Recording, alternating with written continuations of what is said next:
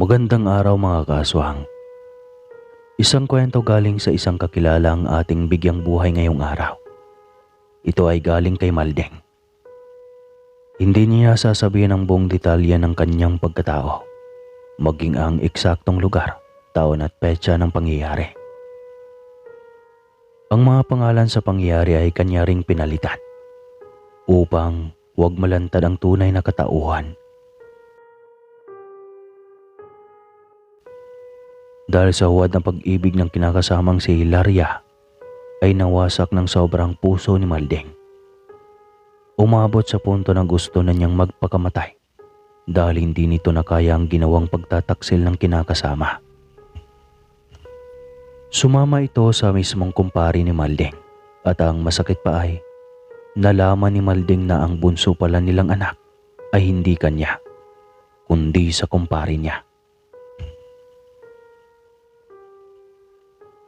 Minahal niya ang bata na parang kanya at huli na nang malaman ang lahat. Isinama ni Laria sa pagtakas ang bunso nila dahil anak ito ng kumpare. Ng mga panahong iyon ay lunod ang pag-iisip ni Maldeng, kaya gusto na lamang niyang magpakamatay kung hindi lang sa kanyang dalawang anak na humahagulgol na napayakap sa kanya.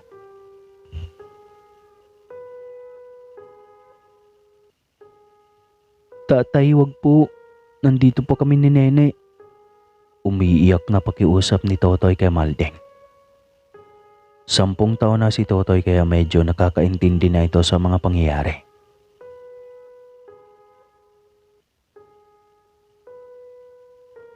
Paano kami kung mawawala ka, tay?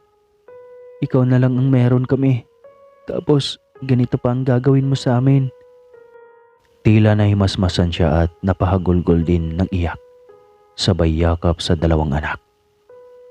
Matagal rin ang kanilang iyakan at yakapan. Humingi ng pasyensya si Maldeng sa mga anak. Tila nawala lang siya sa sarili kung bakit niya nagawa iyon. At dahil na rin sa sobrang pagmamahal niya sa kanyang asawa kung kaya nagawa niya iyon. Pero nang mahimasmasan naman siya ay nagkaroon ng linaw ang lahat. Napagtanto niyang hindi kawalan ang taksil niyang asawa, lalo na at nasa tabi lang naman niya ang kanyang mga anak na siyang magiging kalakasan niya sa lahat ng oras. Nagdesisyon siya na dalhin ang kanyang dalawang anak sa probinsya kung saan ay baluarte ng kanyang mga magulang. Dekada na rin siyang hindi nakapagbakasyon sa kanyang mga magulang. Simula nang magdesisyon siyang magpamilya na. Hindi rin naman niya pinagsisihan ang pagdating ni Laria sa kanyang buhay. Dahil nagkaroon rin naman siya ng mababait na supling na siyang magiging kasama niya sa panghabang buhay. Pagdating niya sa probinsya nila ay manghang-mangha siya sa pagbabago. Marami ng gusali at maraming mga tirahan at mamamayan ng kanilang bayan. Iyon nga lang at mula sa bayan ay kailangan pa nilang sumakay ng tricycle at bumiyahe patungo sa kanilang sityo na sobrang bukid na at liblib ng sakop ng kanilang baryo. Naku, parang wala naman masyadong naninirahan sa lugar na iyan. Ilan na lang ang nagpaiwan sa liblib na lugar na iyan dahil sobrang layo. Balita ko nga naging baluarte na iyan ng mga aswang dahil napakalayo sa siwilisasyon. Mahabang kwento ng tricycle driver na siyang naghatid sa kanila sa nasabing lugar. Kapansin-pansin din na tila walang pagbabago sa kanilang sityo. Kaya dismayado si Maldeng habang iniikot ang tingin sa paligid. Hindi pa aabot ang biyahe ng tricycle sa kanilang sityo dahil matitirik na ang mga bundok. Kaya kailangan nilang lakarin ang napakalayo at lakbayin ang napakatayog na bundok. Ang layo nito, tatay. Humahangos na reklamo ni Nene. Oo nga po, sobrang taas pa ng bundok, tay. Reklamo ni Totoy. Nako mga anak, ipagpaumanin ninyo ha. Talagang malayo itong bahay ng lolo at lola nyo. Dito ako lumaki at nagkamalay At dito ako nahubog sa pagharap ng kahirapan sa buhay. Ang layo dito, tatay. Kawawa naman sina Lolo Solomon at Lola Magda. Ang layo lagi ng kanilang lakarin. Saad ni Nene. Ay, huwag kayong mag-alala. Sanay sa bukid ang lolo at lola niyo. Isa pa ay ito lang naman ang kailangan akyatin mga anak. Sa paanan nito ay may bahay na nila. Naku tatay, malayo pa rin. Ayaw ko na. Pagsuko ni Totoy. Ganyan talaga anak. Naninibago ka lang. Unang beses mo kasing maranasan ito. Sa akin ngang panahon noon, wala pa yung tricycle na naghahatid sa atin kanina. Kaya ang lakad ko ay mula sa bahay hanggang bayan talaga para lang makapag-aral. Naku po tatay, kapag ganito, huwag mo na lang po akong pag-aralin. Ayos na po ako kahit walang pinag-aralan. Mabilis na wika ni Totoy. Napailing na lang si Maldeng. Iba talaga ang mga bata sa kasalukuyan kaysa sa noong kapanahunan niya. Palibhasa ay sinanay sa magagaan na trabaho. Kagaya ng sabi nila na mahirap daw ang buhay ngayon. Mas mahirap noon. Kung noon ay kailangan mo pang magsalok ng tubig para makaligo, ngayon, pagripo-gripo na laang. Noon, pupunta ka pa ng bundok o mga kakahuyan para makapangahoy. Ngayon, pag-gasol-gasol na laang. Laking tuwa ng dalawang anak nang makita ang isang natibong bahay mula sa taas ng bundok. Iyan na po ba ang bahay ni Lolo Tay? Tanong ni Totoy. Oo, iyan na nga. Nako, kukunti na nga ang bahay dito. Kilometro palalo ang layo. Puna ni Maldeng. Halos hindi na siya makilala ng kanyang mga magulang na sobrang tanda na. Napaluha ang dalawang matanda habang atubili namang lumapit ang dalawang apo sa matanda. Tatay, ayaw ko. Natatakot ako sa kanila. Reklamo ni Totoy habang nakatago sa kanyang likod. Maging si Nene ay ayaw ring magmano ng utusan niya ito. Ano ba kayo? Ano bang nakakatakot sa lolo at lola niyo? Mga aswang po bang nanay at tatay mo, Tay? Bakit laging may lumalabas na dugo sa kanilang bibig? Tanong ni Nene. Napatawan na lang ang dalawang matanda, samantalang hiyang-hiya si Malding sa ina. Ngunit mabilis rin siya nitong pinakalma. Tabako iyan mga anak. Pagmamama ang tawag dyan para tumibay ang ngipin.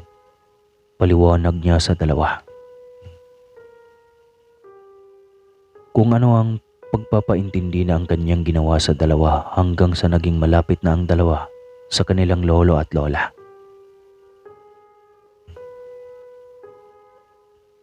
Pwede kayang tumira sa bahay ng Kuya Panyong mo, Maldeng. 1 taon na mahigit na walang nakatira sa bahay nila dahil nasa bayan na sila nakatira. Wika ng kanyang ina. Mas mainam iyon para kay Maldeng. Iba pa rin kasi ang nakabukod sa mga magulang. Baka sabihin ng kanyang mga kapatid na binubuhay pa rin sila ng kanyang mga magulang. Nagsimula silang mag-adjust sa kanilang buhay bukid. Hanggang sa nasanay na rin sila sa nakakabinging katahimikan ng bukid. Maliban na lang sa tiktilaok ng manok sa umaga at iyak ng mga gutom na baboy. Sa gabi naman ay mga bababangis na huni ng wakwak at tiktik. Tay, ano yung tila galit na huni na iyan? Ibon po ba yon? May ibon pa pala kahit gabi? Tanong ni Totoy. 2 araw ang nakalipas mula nang tumira sila sa abandonadong bahay ng kapatid ni Maldeng. Aswang ang mga iyon anak. Marahil ay namataan na ng mga masasamang hininga na iyan na may nakatira na namang tao dito. Saad ni Maldeng. Aswang po tatay, yung kwento ng mga kaibigan ko na pangit na nilalang na kumakain ng tao? Tanong ni Totoy. Oo, marami sila dito. Sambit ni Mang Maldeng. Tila hindi naman kinabahan ang magkapatid dahil wala naman silang nakikitang anyo ng aswang. Kung pakinggan lang ang huni ng nilalang ay para lang naman itong normal na ibon. Nakatulugan na lang din nila ang mga huni na iyon. Hanggang makalipas ang ilang buwan, tila nasanay na lang din sila sa mga wakwak at tiktik na kung hindi pa ikot-ikot sa kanilang bahay ay dadaan lang patungo sa kung saang direksyon at madalas patungong bayan. Magpapahalap sila noon ng ibinigay na baka sa kanilang lolo nila nang madaanan sila ng matandang babae. Pula ang suot nitong damit na at mapupula din ang mga mata nito. Habang nasa lilim sila ng malaking puno ng nara ay nilapitan sila ng matanda. "Saan kayo nakatira dati mga anak?" tanong nito. "Galing po kami sa syudad, Lola. Lumipat kami dito simula nung iwanan kami ng nanay. Sumama kasi siya sa kanyang lalaki," kwento ni Totoy. "Nako, kawawa naman kayo. May tinapay ako dito. Gusto niyo bang kumain?" tanong ng matanda. "Abay opo, Lola. Matagal na akong hindi nakakain ng tinapay," sambit na wika ni Nene. Mabilis na dumukot ang matanda ng tinapay mula sa kanyang lumang bag na kulay kaki. Masayang inabot iyon ni Nene at nagpasalamat pa siya ng marami sa matanda. Masaya nilang pinagsaluhan ng tinapay na iyon nang makaalis na ang matanda. Ngunit wala pang isang oras matapos nilang kainin ng tinapay nang bigla na lang sumakit ang kanilang mga tiyan. Ramdam nilang tila hinahalaw kaya ang kanilang sikmura at tila nasusuka rin sila. Panis yata ang tinapay na naibigay sa atin ng matanda Nene. "Kuya Tutoy, halika na. Umuwi na tayo. Ang sama na ng pakiramdam ko." Mabilis silang tumungo sa bahay ng lolo at lola nila dahil ang tatay Malding nila ay nasa Ilaya pa sa kanilang sakahan. May kalayuan sa kanilang bahay. "Bakit kayo tumatanggap ng pagkain sa mga hindi nyo kilala? Sigurado akong aswang ang nakabigay sa inyo ng pagkain." Pagkasabi niyon ay bigla na lang tila may ipo-ipo sa kanilang paligid. Nakapagtataka ring tila sa kanilang bakuran lang din umiikot ang napakalakas at napakaginaw na hangin na tila ba may bagyong parating. Ilang sandali pa ay biglang may kung anong dumapo sa kanilang bubong. "Sinasabi ko na aswang kayo," sambit ng kanilang lola. "Ang mga apo ko talaga ang bibiktimahin nyo. Pues hindi ko kayo titigilan hanggat hindi mababawian ng buhay iyang leader ninyo sa kademonyuhan," galit na sigaw ni Lolo Solomon. Mabilis niyang inilabas ang kanyang gamit pangontra sa mga aswang. Isinuot niya ang kanyang puting damit na may mga sulat na kamay na Latin. Pangontra sa kung sino mang nilalang ng dilim. Bitbit din ng maliit na libreta na hugis at sulok. Ay buong tapang itong lumabas ng bahay. Pababa pa lang ng hagdan ay may sinambit na itong na kung anong orasyon. At mula sa loob ay malinaw na narinig ng dalawa ang kalabog ng tila. Mga taong nahuhulog mula sa puno. Dinig ang pagbagsak ng mga ito sa lupa. Hindi isa o dalawa lang, kundi marami. "Nakasalumuhan niyo ang reyna ng mga aswang ng alon. At walang pagpipilian ng lolo niyo kundi ang labanan lahat ng mga alagad nito. Hanggang sa lumabas at magapi na ang reyna ng alon na siyang pahamak sa buhay nating mga ordinaryong tao lang," wika ng Lola Magda nila. Mula sa loob ay napasilip sila sa labas at kitang-kita nila ang kanilang lolo na may kung sinong kalaban. Ngunit wala naman silang nakikita. Patuloy ang paghampas nito ng buntot pagi. Hanggang sa dumating si Mang Malding at kitang-kita nito ang pakikipaglaban ng ama sa mga aswang ng alon.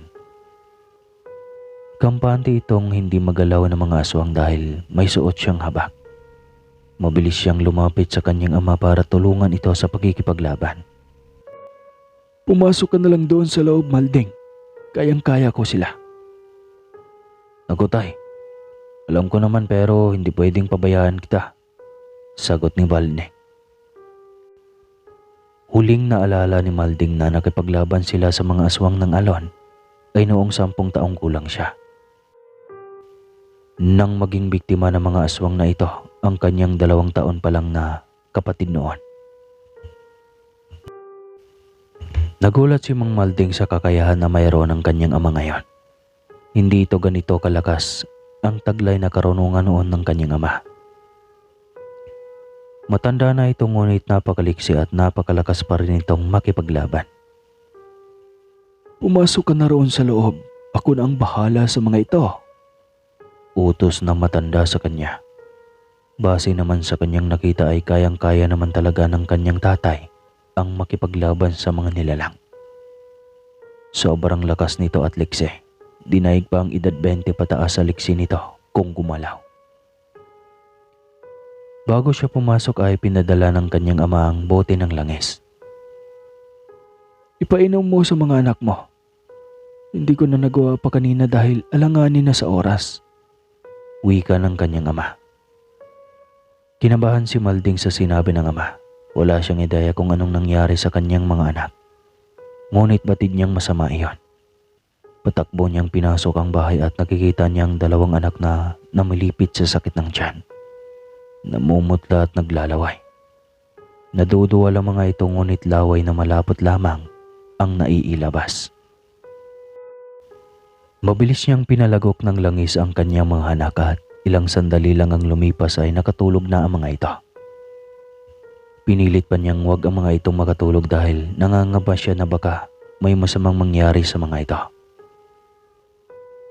Huwag kang mag-alala. Hayaan mo lang. At pagkagising ng mga iyan ay magaling na yan. Sa susunod kasi, huwag mong hayaan na gumala ang 2 iyan kapag tanghali. Alam mo namang maraming aswang sa lugar natin. Wika ng kanyang ina. Napasarap din kasi ako sa aking ginagawa kaya bago lang ako nakauwi. Paliwanag naman niya. Ilang sandali pa ay namataan na nila si Lolo Solomon na umakyat na ng bahay. Tagaktakang pawis nito habang hinuhubad ang damit na may balot ng anting-anting. At ang nasa leeg nitong pangil ng kidlat. Kaya naman palang lakas mo pa rin tatay. Nasa iyo na pala ang mutya ni Lolo Sinti noon. Puna ni Malding. Ang tinutukoy niyang lolo ay ang ama ni Lolo Solomon. Matagal na itong namayapa at hindi niya inakala na namamana pala ang mga angking-anting-anting na mga ninuno. Walang araw, mapapasa iyo lahat ng ito, Malding. Kaya ihanda mo ang iyong sarili sa pag-aaral ng mga Latin.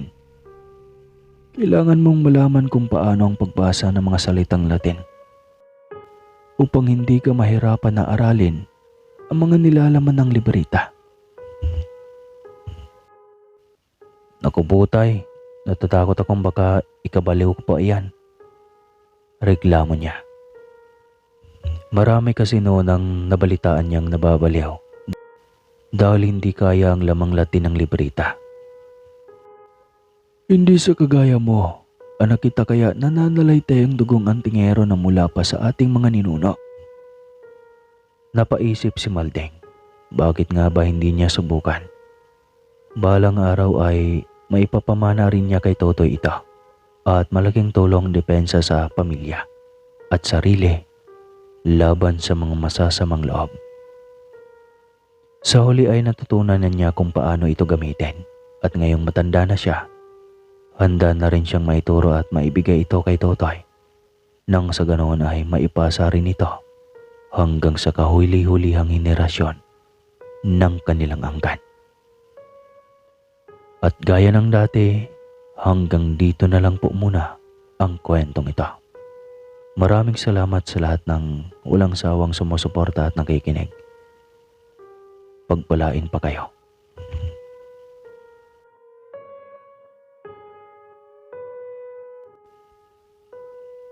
Ito ay buhay ni Marisa na nais niyang bigyang buhay dito sa Aswang PH channel mga kaaswang. Umaasa siyang balang araw ay mabigyang pansin ang ipinapadala niya sa ating email. At ito na nga, mapapapakinggan na ng lahat sa ngayon. Nag-iisang anak si Marisa ng inang si Aling Marget na yumao 5 taon na ang nakaraan. Noong una, halos hindi matanggap ni Marisa ang nangyayari ng pagkawala ng kanyang ina. Inilihim nito ang sakit na kanser maging sa kanyang ama. Tiniis nito ang sakit at pagdurusa. Huwag lang mahasil ang anak at asawa. Ganoon katapang hinarap ng ina ni Marisa ang kamatayan. Naging magkaramay sa kalungkutan ang mag-amang Marisa at Henry. Sa isa't isa sila humuhugot ng lakas hanggang sa unti-unti na rin nilang natanggap na dalawa na lang sila ang magkasama sa buhay. Ngunit makalipas ang 5 taon, nasorpresa si Marisa nang bigla na lang may iuwi sa bahay ang papa niyang si Henry.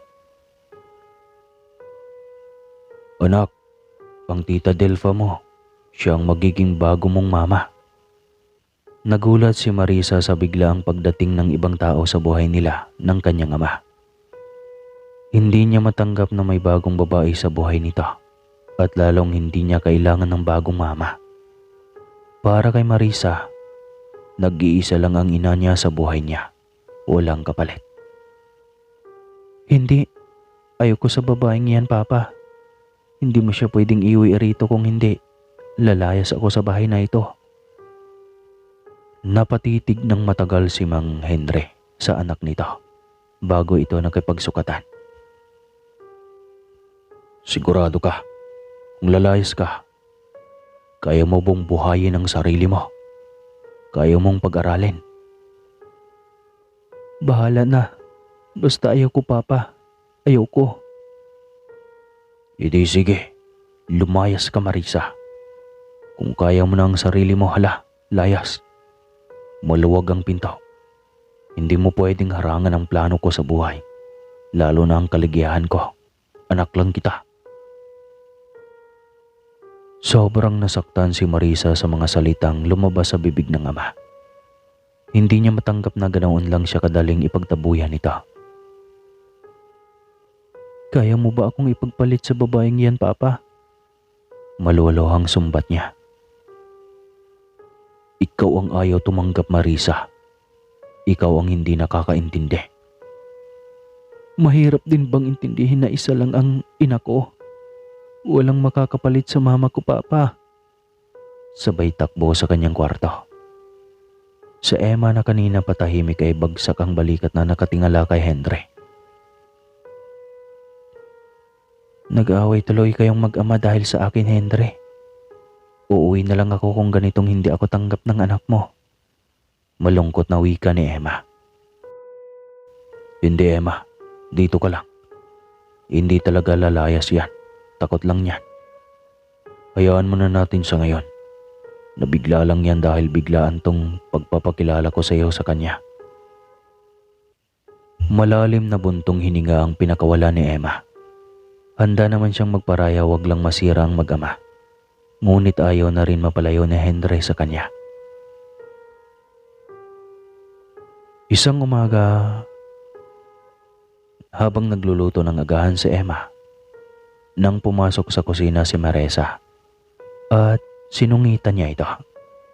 Ngunit hindi na ito pinatulan pa ni Emma. Naiintindihan niya kung bakit ito naging ganoon kasungit sa kanya. Nagsiselos dahil may kahati na sa atensyon ng ama. Simula ng araw na iyon ay nalulong sa barkada si Marisa. Lagi ng gabi kong umuwi at kung pagsabihan ay nagagalit. Mali na itong ginagawa mo, Marisa. Isang beses pa na uuwi kang sobrang lalim na ng gabi, ay mapapalo na kita. Kahit sabihin mong dalaga ka na. Banta ni Henry sa anak. Buti nga at hindi ko ginawang lumayas, hindi ba? Umuuwi pa rin ako kaya walang problema. Pabalang na sagot nito. Hindi kita pinalaking bastos, Marisa. Wala na papa.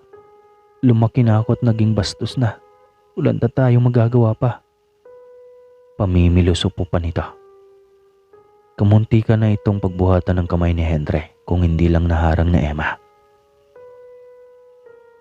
Huwag mong gagawin sa anak mo yan, saway ni Emma. Nagiging bastos ng batang iyan. Kailangan ng disiplinahin, sagot ni Henry. Sila ng dalawa ang nagkasagutan habang si Marisa ay patagmong pumunta sa kanyang silid. Wala siyang pakialam kung dinepensahan man siya ng bagong babae sa buhay ng kanyang ama. Hindi pa rin niya ito matatanggap. Kinabukasan ay ganoon pa rin. Galing sa eskwelahan ay diretso na sa barkada si Marisa. Hanggang sa pinasok na nito ang pag-iinom. Kasama ang mga kalalakihan. At dahil hindi siya sanay sa inumin, mabilis na nalalasing. Hindi niya alam na siya na pala ang naging punteriya ng mga kalalakihang kasama. Wala na to. Pwede nang tirahin. Uwi ka ng isa. Mukhang makakarami tayo nito. Nakangising wika rin ng isa.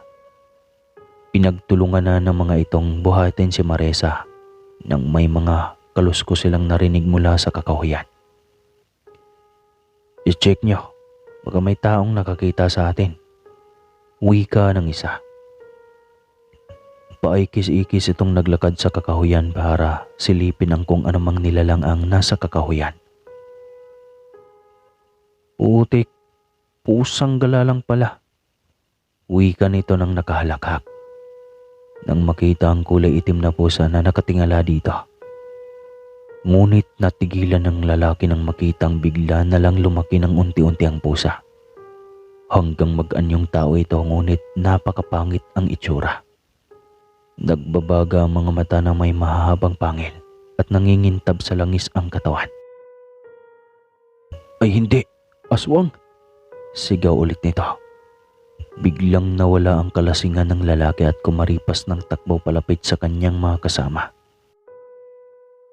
Anong aswang? Sita ng kasamang lalaki na nakaalalay kay Marisa na halos wala nang malay sa sobrang kalasingan. Tignan nyo, ayun may aswang. Sabay turo sa kaninang nasaksihan na napakapangit na mukha. Nakita rin iyon ng kanyang mga kasamahan. Katulad nito ay biglang nawala ang kalasingan at kumaripas na ng takbo. Iniwanan si Marisa na nakahandusay sa kalsada. Walang ideya kung ano nang nangyari sa paligid dahil sa sobrang kalasingan. Nagising na lang ito kinabukasan na masakit na ang ulo at hindi alam kung paano narating ang bahay. Ganoong ang huling naalala niya ay nasa inuman lang siya kasama ang barkada at hindi kilalang mga lalaki.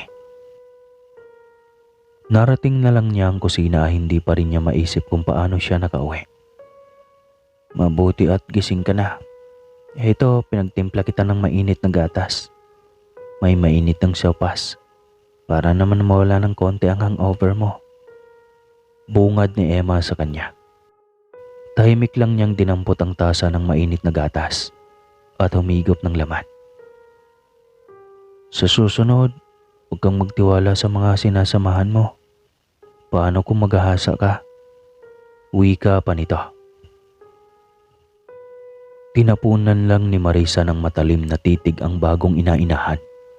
Tila ba ditot niya nais-isisi kung bakit niya ginagawa ang ganong bagay. Alam mo kung bakit ako nagkaganito? Wika ni Marisa. Bakit ba ang damot mo sa kaligayahan para sa ama mo? Kailangan din niya ng katuwang sa buhay. Tanong ni Emma. Hindi sumagot si Marisa bagkus ay hinilot nito ang sumasakit na sentido dahil sa hangover. Hindi na rin muling nagsalita pa si Emma nang mahalata na ayaw nitong kausap siya. Iniwanan lang rin ni Marisa si Emma matapos niyang kumain. Araw ng Sabado kaya buong hapon na naman ito sa barkada.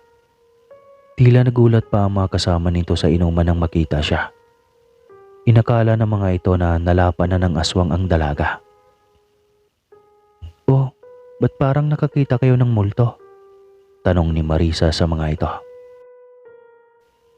Nagkatinginan ng tatlong lalaki maging ang tatlo niyang kaibigang babae. Ang sabi kasi nila sa amin may masamang nangyari sa iyo habang hinahatid ka nila pa uwi. Kwento ng isa niyang kaibigan. Katulad ng, buti na lang hinatid niyo ako. Inosenteng wika ni Marisa. Seryoso ka talaga, Marisa? Wala kang napansin kagabi? Tulad ng, ng aswang? At bilingwi ka ng isang lalaki. O di kaya'y ama mo yung aswang? Bakit hindi ka man lang nagtamo kahit kalmot mula sa nilalang na iyon? Wika pa ulit nito. Napakunot ang noo ni Marisa. Hindi niya maintindihan ang sinasabi ng mga ito. Kung nagbibiro man ang mga ito ay hindi siya magandang biro. Napikon si Marisa nang sabihang aswang ang kanyang ama. Para alam nyo, mas gwapo pa yung papa ko sa pagmumukha niyong mga asungot kayo. Huwag niyong matawag na aswang ang papa ko. Asik niya sa mga ito. Aalis na sana siya ngunit humingi ng despensa ang mga ito at sinabing nagbibiro lang. Kaagad na nagkaya ang muli para mag-inuman. Para kay Marisa ay pampalimot iyon ng kanyang sakit sa kalooban. Sa mga kaibigan niyang babae, para katuwaan lang. Ngunit ang tatlong lalaki ay masama ang timpla ng utak. Dahil ang balak nila noong nakaraang gabi ay matutuloy sa araw na iyon. Kontrolado na ni Marisa ang kanyang inom. Ayaw niya niyang mangyari ulit na wala na siyang maalala pa. Dahil sa sobrang kalasingan lalo na sa alak. Mas maraming pulutan ang kain niya kaysa pagtungga ng alak. 12:00 na ng tanghali nang magpaalam ang mga kaibigan ni Marisa na magsiuwian na. Niyaya rin siya nito ngunit ayaw niya. Ayaw niyang makita o makasama ng matagal ang madrasta niya sa bahay. Nang makaalis sa mga ito ay isinandal ni Marisa ang ulo sa silya at ipinikit ang mga mata. Ngunit napamulat din kaagad nang maramdaman ang kamay ng kasama sa inuman na hinimas-himas ang kanyang paa. Ang bastos mo naman, tol. Reklamo niya. Gusto mo rin naman. Kaya ka nga nandito pa, di ba? Uwi ka ng isa pang lalaki. Nasampal ito ni Marisa, dahilan para magalit ito at ganoon na lang ang takot ni Marisa nang makitang tatlo na ang nakapaikot sa kanya. Kanya-kanya itong hima sa kung saang bahagi ng kanyang katawan. Ang mamanyak niyo, bulyaw niya. Ngunit wala na siyang magawa pa dahil wala siyang lakas para labanan ang mga ito. Tanging pag-iyak na lang ang kaya niyang gawin. Wala na siyang magagawa pa kundi ang umiyak na lang at magsisisi. Magbabayad kayong mga hayop kayo, wika niya. Humahalakhak ang tatlo habang patuloy sa mga ginagawang kapahangasan. Nagsimula nang humagulgol si Marisa nang hubaran na siya ng mga ito. Ngunit kapwa rin natigilan nang biglang bumukas ang pintuan. Iniluwaraw ng bulto ng isang nilalang na sobrang pangit ang itsura. Nagbabaga ang mga mata at magulo ang buhok. Kumikintab ang balat at puno ng balahibong itim. Naglalaway ito habang galit na nakatitig sa tatlong malademonyo ang anyo. At tila ba sinasamba ng mga ito ang katawan ni Marisa. Lintik, aswang sa katanghili ang tapat. Asik ng isang lalaki na lasing na rin at tila naduduling na kung makatingin sa nilalang. Bitawan niyo siya. Saway ng nilalang na may malaking boses. Ngunit tinawanan lamang siya ng mga ito. Hindi ka totoo. Dala lang ito ng aming kalasingan. Abay, kagabi ka pa. Sigaw ng isa. Mabigat ang mga hakbang ng aswang palapit sa kanila. Habang si Marisa ay takot na takot ring nakatingin sa nilalang. Napatakip siya ng muka. Narinig na lang niya ang paghiyaw ng nilalang. Nangimulat niya ng konti ang kanyang mga mata. Ay laking gulat niya nang makita ng nilalapat na ng nilalang ang isa sa mga lalaking may balak na masama sa kanya. Tatakas pa sana ng dalawa ngunit mabilis na hinablot ng aswang pabalik. Hindi nito tinigilan ang katindi nito nakitil ang buhay. Matapos mapatay ang tatlong lalaki ay hinarap siya ng nilalang. Ang tigas kasi ng ulo mo, wika ng nilalang. Biglang natigilan si Marisa. Pagkaramdam niya ay kilala niya ang nilalang.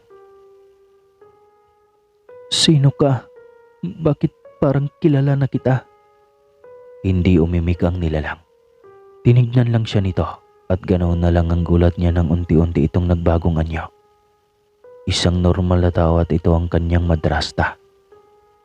Hindi niya akalaing ito ang magsasalba sa kanya sa kapahamakan sa kabila ng pagiging suwail niya sa mga ito. Ikaw? Gulat na sambit ni Marisa. Magsasalita pa sana si Emma, ngunit biglang may sumisigaw mula sa labas. Dito galing yung mga hiyaw. Dinig ni Marisa nang lingunin niya ang madrasta ay isa na itong pusang itim at napakataas ng lipad nito. Tumalon ito sa bintana para magatakas. Saktong pagbukas ng pinto ay wala na si Emma. Hindi nakapagsalita si Marisa sa gulat. Nilapitan siya ng alagad ng batas at tinanong subalit hindi siya nakapagsalita dahil sa gulat. Pinatawag ang kanyang ama para kunin siya at madala sa psychiatrist. Nananatiling tahimik si Marisa tungkol sa katauhan ng kanyang madrasta. Ito rin ang nag-aalaga sa kanya noong nasa ilalim siya ng trauma. Pasyensya na kung sa ganong anyo kita nasagip, Marisa. Kapag kasi nasa anyong tao lang ako, paniguradong hindi sila matatakot sa akin. Hindi kita masasagip sa kanila pagkaganoon. Wika ni Emma. Salamat, tita, sambit ni Marisa. Nakaramdam ng tuwa si Emma nang sa unang beses ay kinausap siya ni Marisa. Ilang beses niya itong sinubukan na kausapin ngunit laging nagmistulang walang may narinig. Iyon pa lang ang pagkakataon na kinausap siya nito. Ulitin mo nga, anak. Tita na ba talaga ang tawag mo sa akin? Tanong ni Emma. Oo, Tita Emma. Utang ko sa iyo ang pagkakataon na nabigyan mo ako ng pag-asang mabuhay pa. Naiiyak na wika ni Marisa. Napayakap dito si Emma. Hindi ka takot sa akin kahit aswang ako? Tanong ni Emma. Umiling lang si Marisa. Mas nakakatakot ang tao, tita. Katulad ng tatlong lalaking iyon. Bagay lang sa kanila ang nangyari sa kanila dahil mga walang puso sila. Humihikbing wika ni Marisa. Pinatahan na ito ni Emma. Nangako siyang lagi siyang nakaalalay kay Marisa anuman ang mangyari. Napaluha ang dalaga sa kapila ng pagiging matigas ng kanyang ulo at pasaway ay nagawa pa rin ng kanyang madrasta na subaybayan siya para masigurong ligtas lagi. Tuwang-tuwa ang ama ng dalaga nang nakitang magiging malapit na ang dalawang babae sa buhay nito. Wala itong alam tungkol sa lihim ni Emma dahil itinago rin iyon ni Marisa kay Henry. Tanging silang dalawa lang ang nakakaalam ng sekreto ng madrasta, maging ang ginawa nito sa tatlong lalaki na kamuntikan ng gumahasa kay Marisa. Hanggang sa magkaroon siya ng kapatid dito, ay sobrang tuwa ng dalaga. Sa wakas ay may kapatid na siyang dati ay pangarap lang niya. At as usual po, dito ko na tatapusin ang kwentong ito. Maraming salamat po sa lahat ng nakikinig at hindi nakakalimot mag-subscribe. Pagpalain kayo palagi.